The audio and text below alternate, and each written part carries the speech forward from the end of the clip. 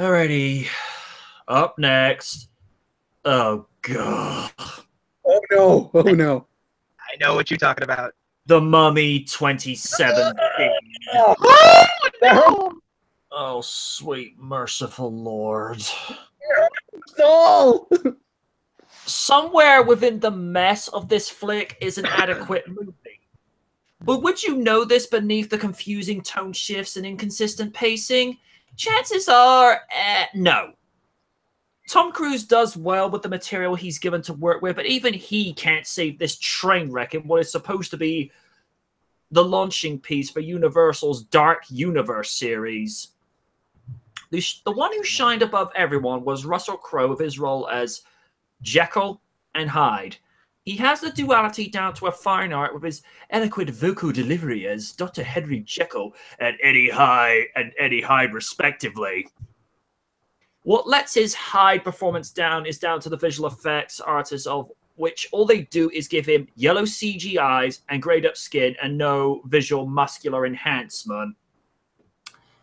The location feels too contained and it's restricted to the London area once the flick reaches that part of the flick, as opposed to the 1999 movie, of which is vastly superior to this without even trying. As in that movie, you got given a grand scale, whereas this reboot has the same scale problem of that of Deadpool. The only difference is Deadpool knew what it wanted to be and was actually successful, compared to this movie, which suffered a huge identity crisis in not being able to keep to one specific tone. Who else saw this movie? Unfortunately, I did.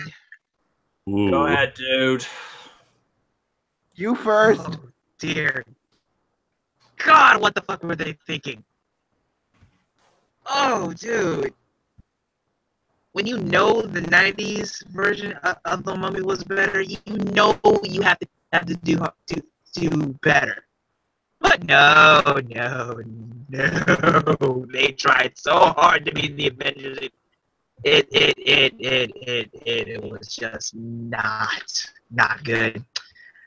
One thing I will say, Sophia Boutella as Princess Amunet, Amunet, thank you.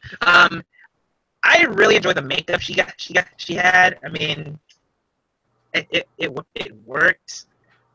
But in the end, man, it's like they were just trying so hard to create this new Avenger style. I mean, but I'll do even better. They were trying so hard to be the League of Extraordinary Gentlemen. Oh, and we all know how that movie was. Okay, to be honest with you, off topic, I thought it was okay. I mean, character wise, they were like, yeah, guilty pleasure. That's right. Yeah, it was a guilty pleasure of mine, but with this, I'm kind of glad that this movie got the slander it deserves, because now the Dark Universe is finito. Yep. So, man, it was just painful to watch. Just every scene was just phoned in. CGI was just jockeying The Mummy and The Mummy Returns so badly. It was just not a fun experience. I'll just tell you that right now. No. Oh, Victor Cross is saying in the chat section, League of Extraordinary Gentlemen made Sean Connery quit acting. It was literally his last movie. Yeah. Damn. Like, I cannot stand this Hollywood bullshit anymore. I'm going to retirement. It's funny that he actually sounds like that. What the bloody fuck was that? If this is what new action movies are like nowadays, you can count me out. What is going on? You made me a damn sniper. What's wrong with you? No! The good thing now is I can check out all the hot shingles that are going around, yeah. For God's sakes, I should have been in that bloody Lord of the Rings movie. He was supposed to be Gandalf. But he was like, the script, it doesn't make any sense. And I was like, motherfucker, you were in... I was like, motherfucker, you were in Zardoz. Okay. And you just see Ian McKellen sitting in a corner in the dark, smirking smugly, drinking out of his coffee cup. I tried to tell you to get with her, old friend. Oh dear. Who else saw the Mummy? I did. Go on, Lydia. Oh, poor Lids. Strike 3, Universal. Strike fucking 3. Oh dear. Wolfman and Dracula Untold. The only difference is those films had a fucking tone and could stick with it. That's true. This in the face of all the fans of the Universal monster movies. This film didn't know what it wanted to be.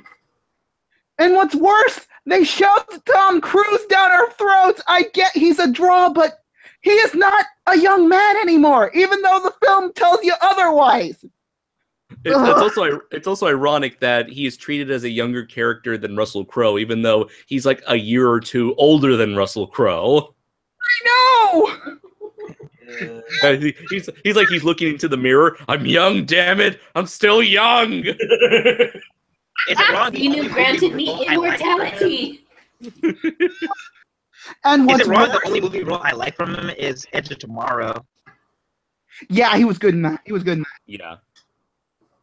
What's worse is that they put the cart before the horse and decided to go all because of the fact that the shared universe thing is popular.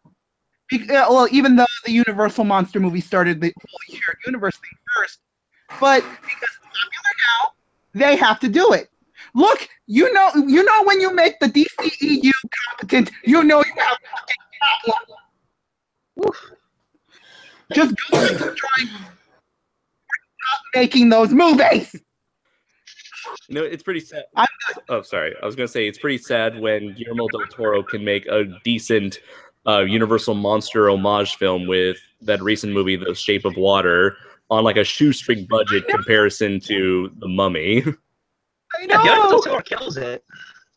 Yeah, for those who don't know, like The Shape of Water is kind of like a strange horror romance movie between a deaf woman and a creature from the Black Lagoon-esque creature. No. But I saw that trailer. I'm like, whoa, we're going that route? Okay. Like, this is different. I appreciate different in Hollywood. Like, nice.